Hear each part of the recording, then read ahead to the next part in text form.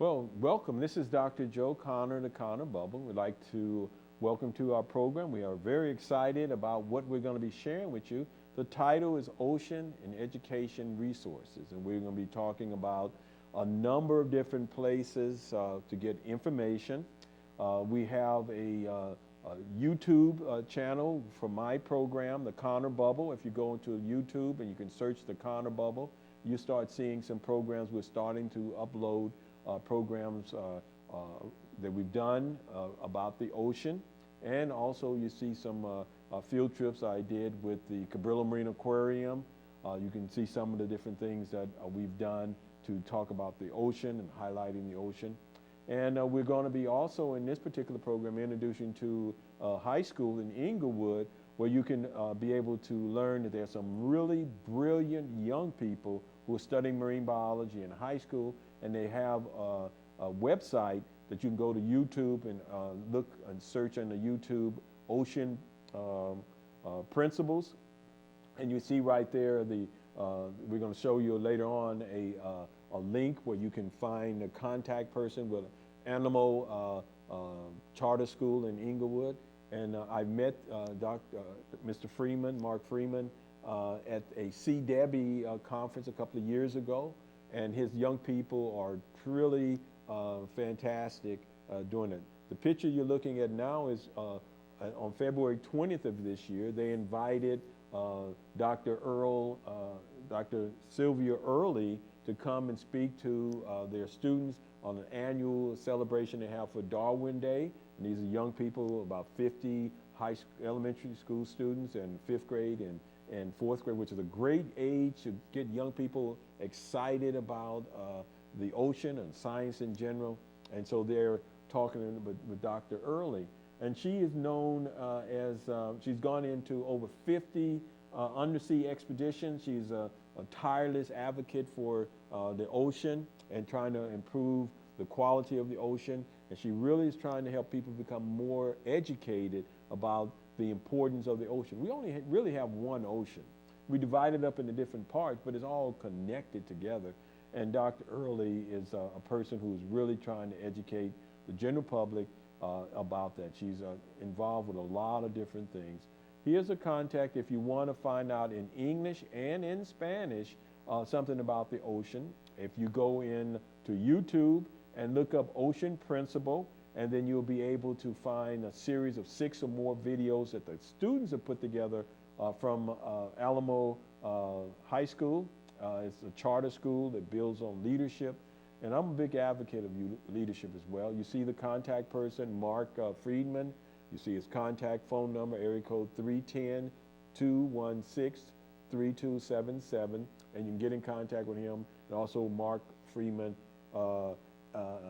Lewis at Mark Lewis Freeman at Gmail. But you can call him and I mentioned I was going to highlight his program on the Connor Bubble today, and I really would think you would be well served to get in contact with him. In California, the importance of water is becoming more and more evident. We know that the governor has established an emergency, state of emergency for water, for drought, and we're seeing different volunteer suggestions on how to conserve water. We waste a lot of water. Our water is just a lot of times people run water while they brushing their teeth, have no relationship whatsoever. If we could cut out just the waste that we have with water, we wouldn't have to change our lifestyle very much. And so I'm going to be bringing you more programs on different industries, what they're doing to cut down on single use of water. There are a lot of industries trying to do multiple use of water and recycling of water. And also, you may or may not know this, Las Vegas is a leader in the world in recycling and reusing water. They're using less water now than they did 20 years ago in terms of, they've done that through many innovative ways to conserve water. And one of the things they did, they advocated removing of the lawns and putting in indigenous drought-resistant plants in Vegas, and that's tremendously improved. And each hotel has a really good recycling effort to reuse water multiple times. And so this is something that we're going to be doing more in Southern California out of necessity. I think that we may go to mandatory rationing if the drought doesn't break. And I think that the best way to avoid mandatory regulations or mandatory restrictions on the amount of water that we use is just start on our own saving water, cut back how long you're in the shower, like cut back how long you water your lawn, how frequently you water the lawn, how long you let the water run before you wash your hands. The little small things. Do you have to flush every time you use the bathroom? Or could you save, like cut it down by a third? And then that too could save a lot of water because we use quite a few gallons of water just by flushing the toilet. And so if we do those kind of things, you'll be surprised. It adds up around the Southern California area or across the state of California. One of the things we have to be concerned about is will we have safe water to drink? We had a guest on our program, Mike Winters. Mike and I met on a Metropolitan Water District project where we went to the Colorado River, and Mike was one of the participants. He has a big a program to try to go around the world and help people understand how they can get safe drinking water using a device called a water straw. It's a filtering system where you suck up the water using a membrane that is restricted, a selectively permeable membrane, where he's sucking water out of this little creek here, and right up the path from him is a cow urinating in the water, and so this water straw is able to let just clean water come through and keep things larger than that coming through the membrane. It's a selectively permeable membrane, also semi-permeable membrane is called, but basically it's a membrane with tiny holes that would let only very small particles go through, like water, and restrict things like protein and larger molecules to go through. And so what we're wanting to do on this particular program, one, start looking at the YouTube, and you can search for Ocean Principles, and you'll learn a lot about the ocean from what the students at Animo Charter School has done in Inglewood. They have done a lot. They have it in English and in Spanish. We also have on YouTube the Connor Bubble, and you see some programs, the diverse programs we have on the Connor Bubble. And eventually we're going to have back to roughly 2000 until the present. We're going to ultimately get all of our programs on YouTube so you have access to that as well.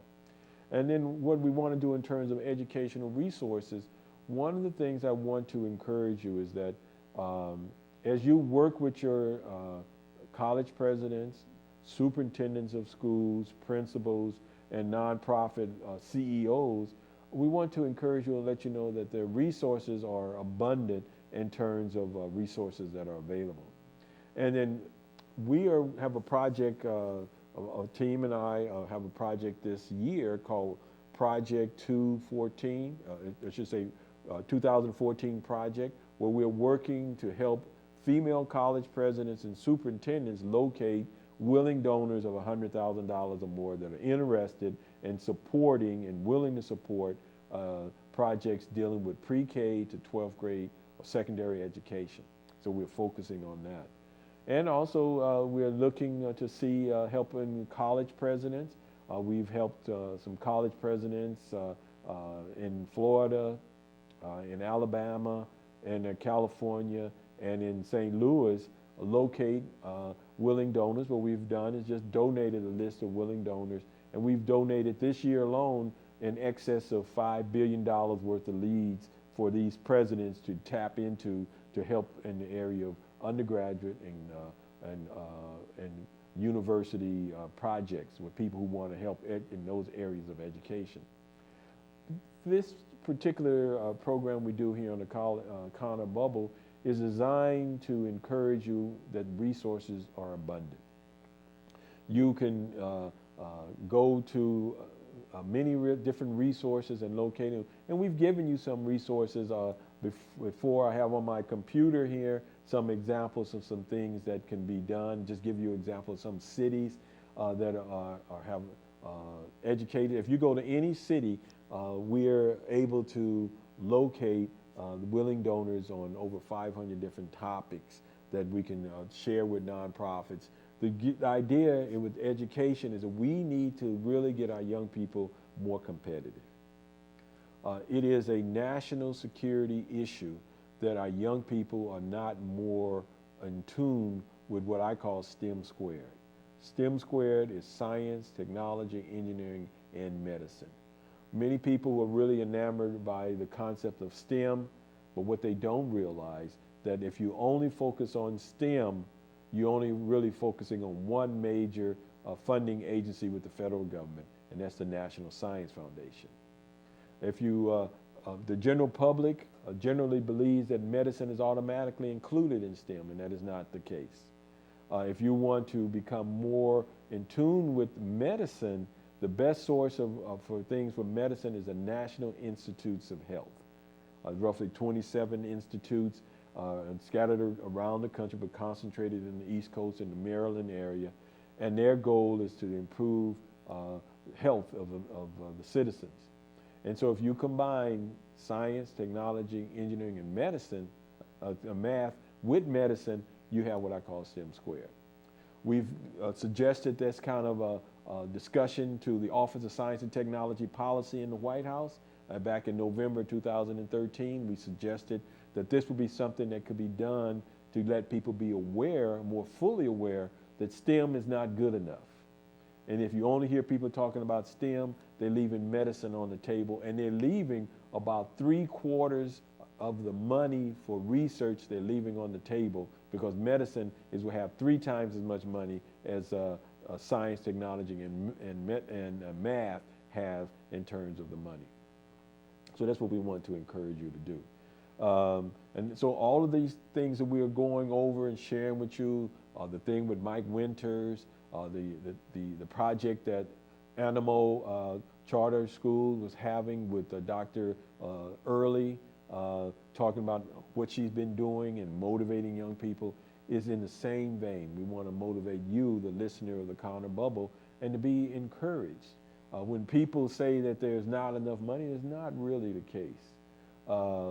In 2012, we helped some of the top it's the top AA granting institution for minority students around the country in 16 states. We helped them locate over $7 billion of willing money for donors. And so it was up to them to contact these people to see if they want to give to their specific institution. But we gave them the list of people. Some of them could donate $5 million. Some can donate $100,000. Some of them can donate in excess of $1 billion in a 5-year period.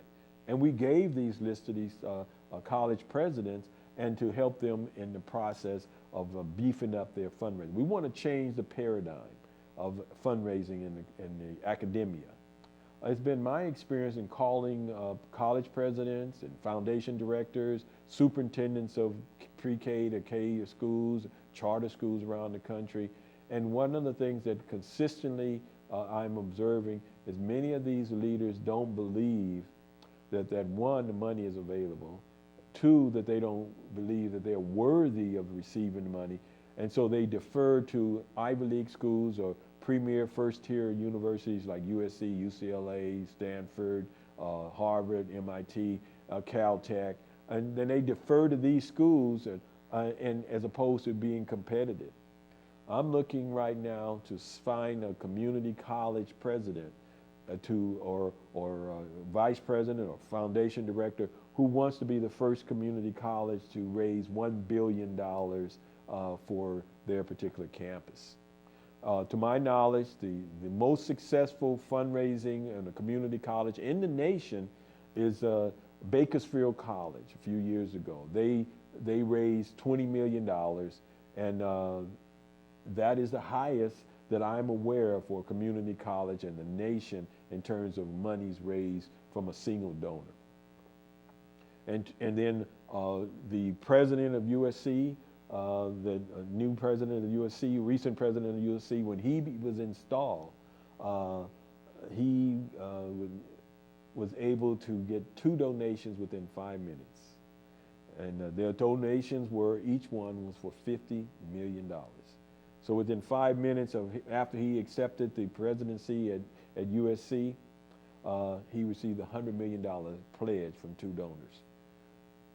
The president of USC right now is going over to Asia to beef up an important relationship with Asian countries to expand the reach of USC. USC is already a premier educator of Asians in the country. I'm an alumnus of USC, and SC has educated more Asian Americans than any other, Asian students in any institution in the country. Has the highest percentage right now, as I understand it. Myself and a colleague, we're working with one of the ocean universities in China to try to set up ocean consortia to try to set up exchange programs between the different ocean-related institutions in China and institutions within the United States. So we've been working to see how we can develop such a relationship for the last couple of years or so. So we'll keep you posted as that comes about. Another thing we want to remind you that there's going to be a major ocean institution built up from scratch in the LA Harbor area. It's called AltaSea. If you go to AltaSea, ALTAC.com or .org, and you will find more information about that. On our website, I should say on the YouTube, the Connor Bubble, we have some video footage of me showing the current status of the ground, the site where they're going to put the AltaSea in LA Harbor near warehouse number 1. 28 acres they're going to build, spend $500 million to build this premier ocean center. The anchor tenant initially is going to be the Southern California Marine Institute.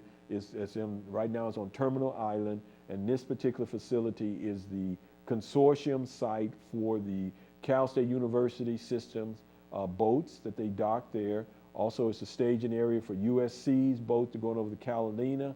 Also, Occidental College boats, when they owned the Van Tuna, was also held there. They have classes. They have a lot of different things going on at the Southern California Marine Institute.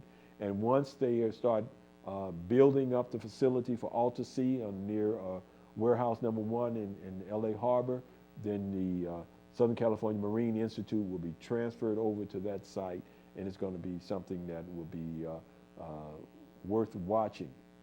So go to YouTube, look at the video we did for Cabrillo.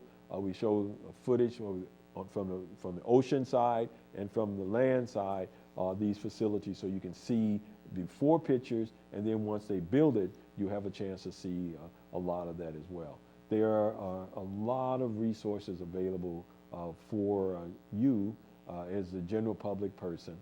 And there's a lot of brilliant young people studying the ocean and trying to solve some of the problems related to the ocean.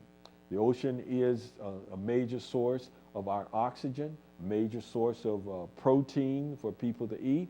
It's a major site for recreation. It's a major mechanism for goods and services to be transported efficiently from one continent to the other. So the oceans are quite valuable to us.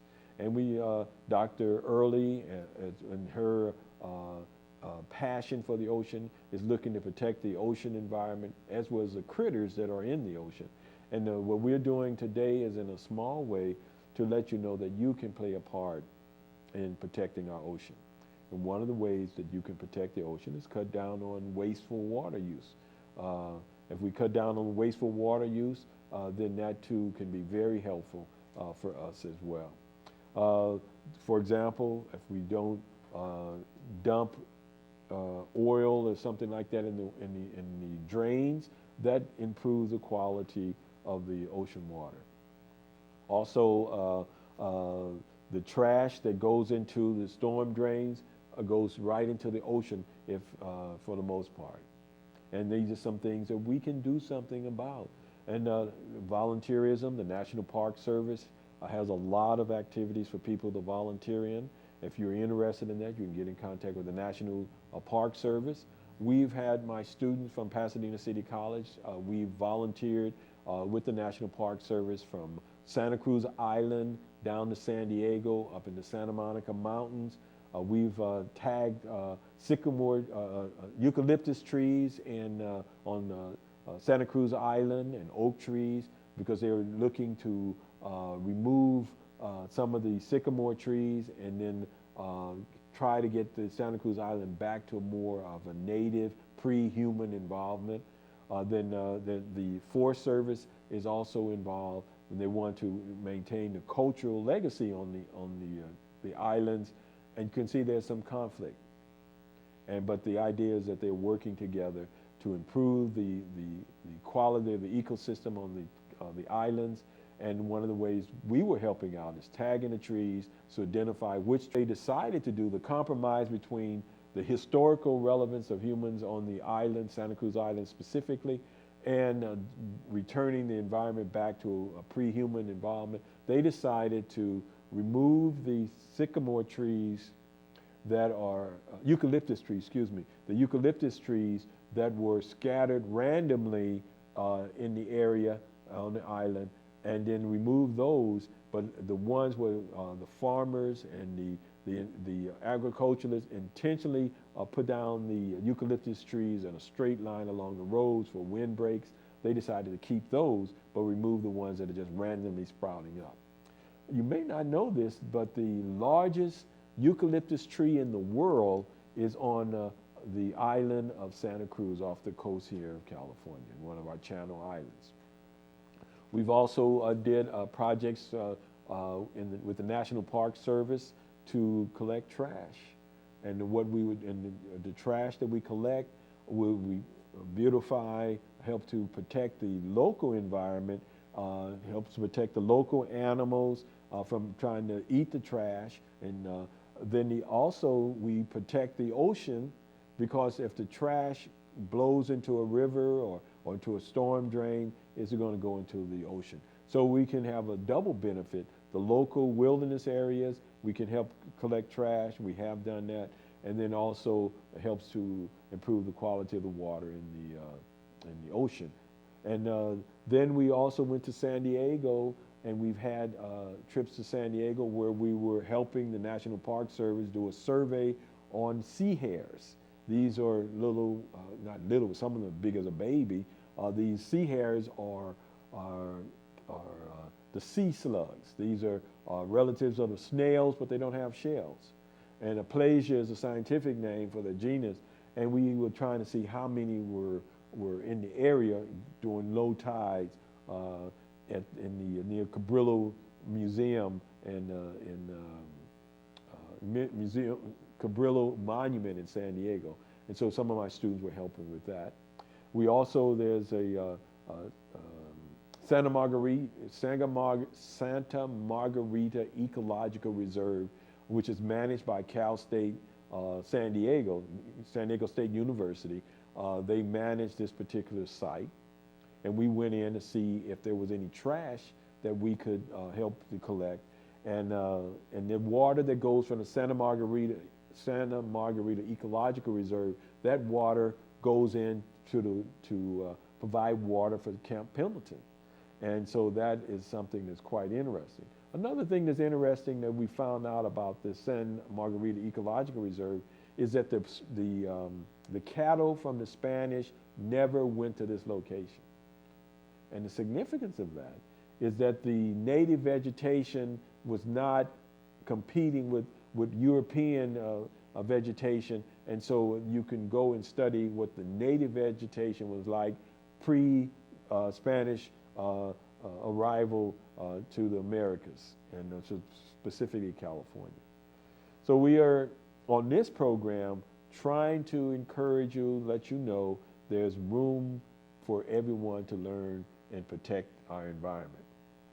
And it's not just for the scientists, it's just not for the people who are highly motivated, but we all can play a role. Cutting down on throwing trash out of our car windows, flicking a cigarette butt, because if a cigarette butt is not picked up, eventually it's going to go out into the ocean. And that's just a simple fact. And birds or other organisms can eat them. And so this is something that we want to encourage you to be able to be aware of. So this program, again, is entitled Ocean and Educational Resources. So where we wanted to alert you to several things, and some of these things are being redundant because I'm intentionally trying to reinforce that there are resources out there. And what I would encourage each one of you to do is, if you have involvement with a school college president, a foundation, or you're talking about some superintendents of schools, what you can do is encourage them that they should go and talk to their neighbors. There's a lot of neighbors who would love to help the schools, but they really are not sure which school or which project would be most of value. We're looking to help Duarte Unified School District set up a campaign to raise $100 million for their students, beefing up the health program. They want to put together a health clinic so the general public can come in and participate in improving their health, preventive medicine kinds of things. And then also they want to beef up their music program and their arts program. They want to do that as well. So that is, again, Dr. Terry Nichols is the superintendent of Duarte Unified School District. He's a visionary, and he's a person who really cares about his young people, and he will do almost whatever he can to try to reach out to the community to get their support, to support the science, technology, math, and medicine, what I call STEM squared. He's set up some internships with the City of Hope, and so he wants to expand that relationship, and he wants to build up a closer tie with his residents in the city of Duarte and nearby. And so as we get ready to wrap up the Connor Bubble, we want to encourage you that do not believe that there's a shortage of resources. What we have in America is not a shortage of resources, but a shortage of imagination, and a shortage of people willing to work together to solve an issue that is a difficult issue to solve, but nonetheless very important. We want to thank you for watching the Connor Bubble. This episode is called Ocean and Educational Resources. Thank you very much.